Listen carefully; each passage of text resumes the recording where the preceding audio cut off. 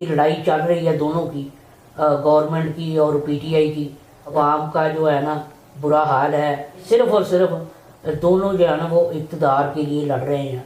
अब कि आपने शादी अभी तक क्यों नहीं की? ये शादी का ज़हन बनाया हुआ है रिश्ते की तलाश में। शादी आपकी लेट होने की वजह क्या है? शादी की वजह से रिश्ते में मुश्किल है। आप ये समझते हैं कि आपके कद की वजह से जो है ये आपका कद ही शादी ना होने में हायल है? हाँ जी, ऐसे ही बिल्कुल है। जो मैं जिससे शादी करवाना चाहता हूँ मेरा भी ज़हन यही है।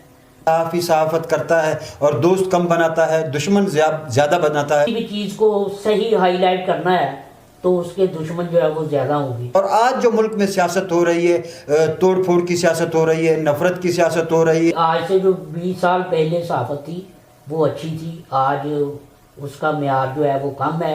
अस्सलाम वालेकुम नाजरीन, मैं हूं आपका ग़ुलाम जिलानी शाद। आप देख रहे हैं देखो बलूचिस्तान। नाजरीन, जिस तरह से हम आपको देखो बलूचिस्तान में मुख्तलिफ़ शख्सियत से मिलाते हैं और कई तारीख़ी मकामात और पाकिस्तान की सूरत हाल, ख़ुसूसन बलूचिस्तान की सूरत हाल आपके सामने रखते हैं, इसी तरह से आज हमने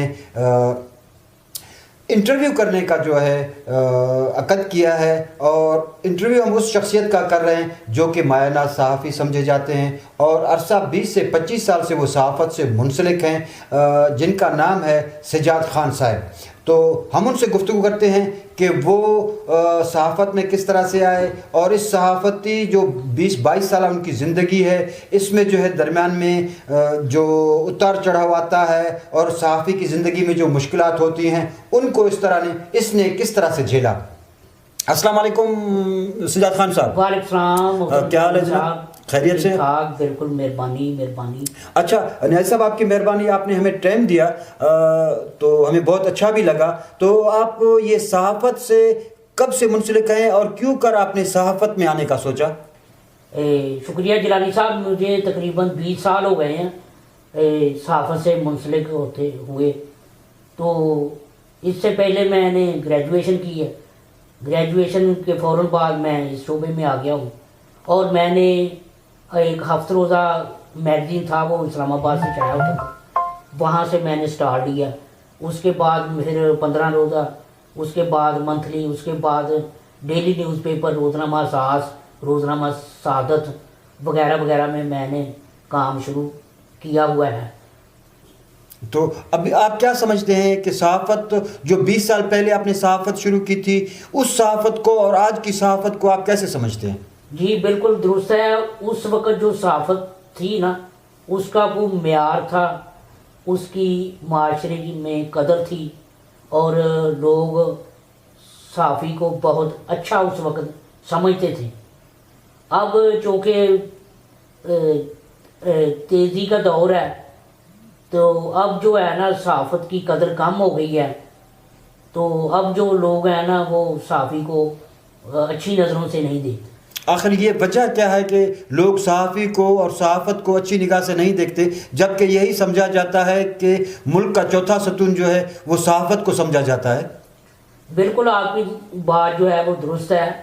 ये सहाफ़त को जो अब लोग बुरा समझते हैं उनमें से बहुत सी ऐसी बातें हैं जो मैं आपसे आज शेयर करना चाहता हूँ।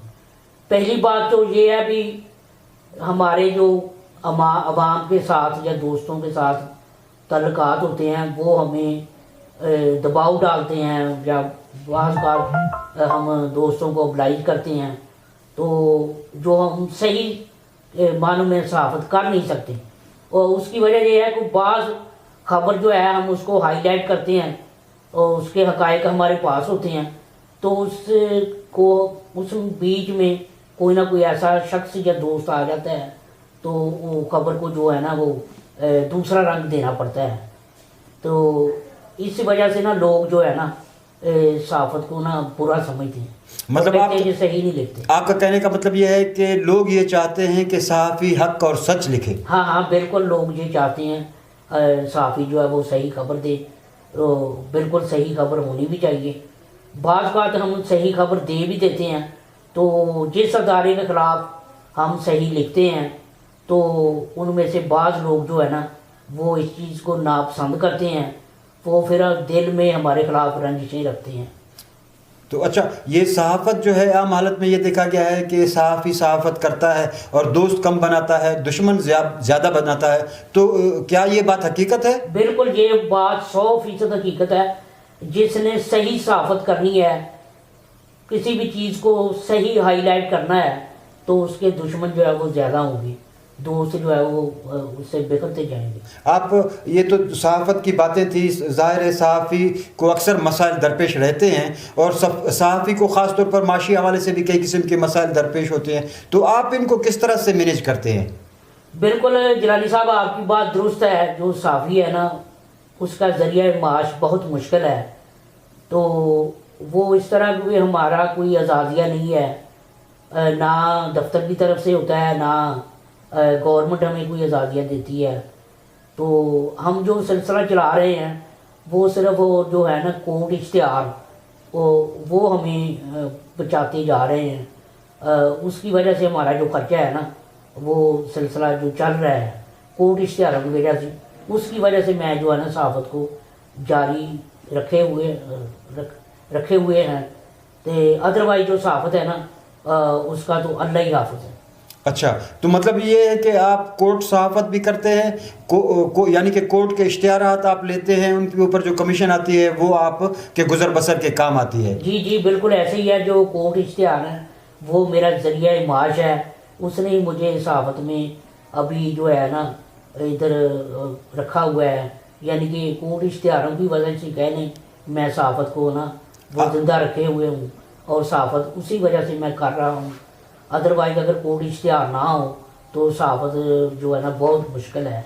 اچھا، آپ سینئر صحافی بھی ہیں، آپ کی نظر بھی ہوگی حکومتی جو معاملات ہیں ان پر بھی، سیاسی معاملات پر بھی. آیا آپ کس طرح سے دیکھتے ہیں کہ وہ جو آپ نے 20 سال پہلے صحافت شروع کی تھی، آپ اس سیاست سے بھی واقف ہیں، اور آج جو ملک میں سیاست ہو رہی ہے، توڑ پھوڑ کی سیاست ہو رہی ہے، نفرت کی سیاست ہو رہی ہے، اور ایک دوسرے کو نیچا دکھانے کی سیاست ہو رہی ہے، اس سب کو آپ کس طرح سے دیکھتے ہیں، اور آپ کیا سمجھتے ہیں کہ یہ کس طرح بہتری کی جانب جا سکتے ہیں؟ جنرل صاحب، میں پہلے آپ کو بتا چکا ہوں بھی آج سے جو 20 سال پہلے صحافت تھی وہ اچھی تھی. آج اس کا معیار جو ہے وہ کم ہے.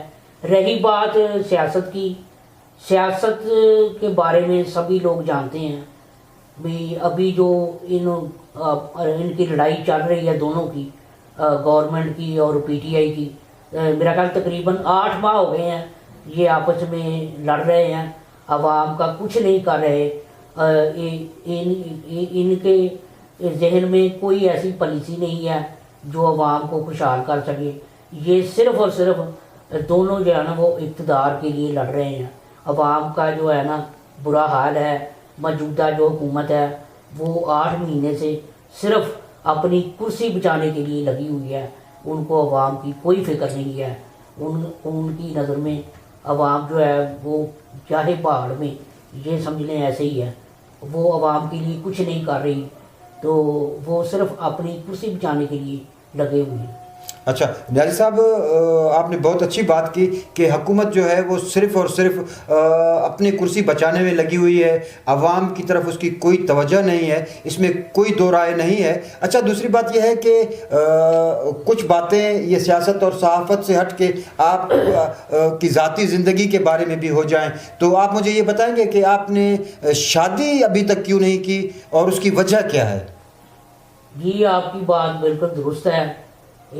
شادی جو ہے وہ میں نے واقعی نہیں کی.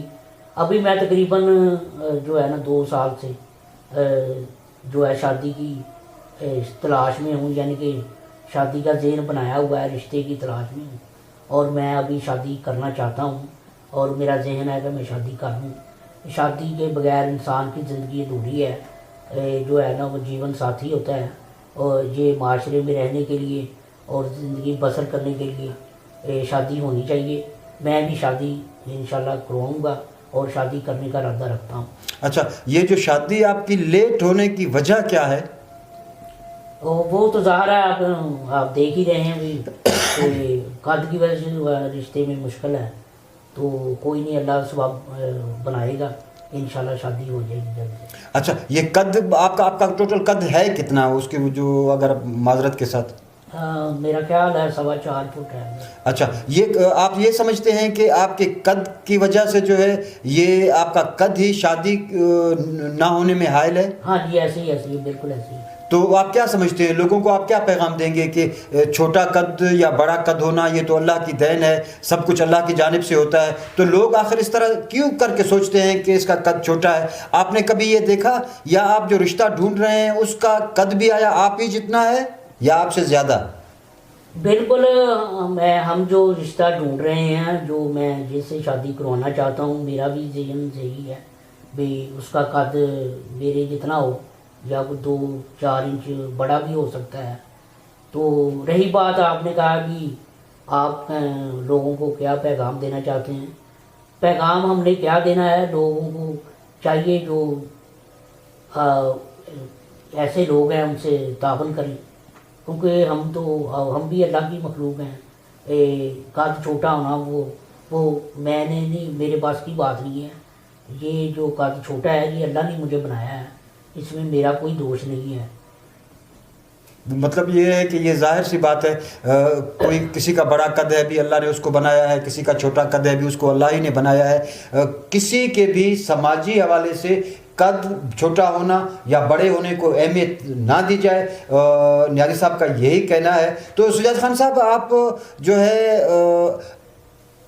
کوئی ایسا میسج، کوئی ایسا پیغام جو آپ پاکستان کے عوام کو یا ہمارے جو دیکھو بلوچستان کے ویورز ہیں ان کو دینا چاہیں، آپ ہمارے چینل سے ان کو دیں. جی جلالی صاحب، میں عوام کو یہ پیغام دینا چاہتا ہوں کہ آپ جو ہے نا، اگر الیکشن ہوں گے تو آپ جو ہے نا صحیح نمائندے کو ووٹ دیں، جو آپ کے ذہن میں ہو بھی یہ ہماری نمائندگی اچھی کرے گا، ہماری مہنگائی کو کنٹرول کرے گا، یہ ایماندار آدمی ہے، یہ اچھا ہے، یہ ملک کے لیے بھی اچھا ہے. آپ اس کو دیکھ کر ووٹ دیں. جب کہ ایسے نہ ہو جو پھر سابقہ جو لوگ ہیں نا ملک کو لوٹتے رہے ہیں، آپ ان کو ووٹ نہ دیں. آپ دیکھ سمجھ کر سوچ کر کسی کو ووٹ دیں. مہربانی سجاد خان صاحب، آپ نے ہمیں ٹائم دیا. ناظرین، آپ نے سنا، آج ہم نے آپ کو ایک سینئر صحافی کی گفتگو سنوائی، اور ان کا خصوصاً جو ہے یہاں پر یہ فیمس صحافی سمجھے جاتے ہیں، لیکن ان کا جو قد ہے وہ عام جو لوگ ہیں ان سے کم ہے، جس کی وجہ سے بھی اس کو کئی قسم کے مسائل درپیش رہتے ہیں، چاہے صحافت کے حوالے سے ہوں، چاہے ان کی نجی زندگی کے حوالے سے ہوں. تو ناظرین، ہمیں یہ قطعاً نہیں سوچنا چاہیے کہ کسی کا قد چھوٹا یا کسی کا قد بڑا. انسان ہوتا ہے. ہم انسانیت کی ہمیں خدمت کرنی چاہیے، انسانیت کو جو ہے احترام اور عزت کی نگاہ سے دیکھنا چاہیے. ناظرین، میں آپ کو ایک بار پھر سے یاد دلاتا چلوں گا کہ آپ ہمارے یوٹیوب چینل کو سبسکرائب کریں، لائک کریں اور گھنٹی کے بٹن کو دبانا ہرگز نہ بھولیے گا، تاکہ ہمارے تمام پروگرام آپ دیکھ سکیں. اجازت دیجیے اپنے غلام جیلانی شاد کو. السلام علیکم. بس.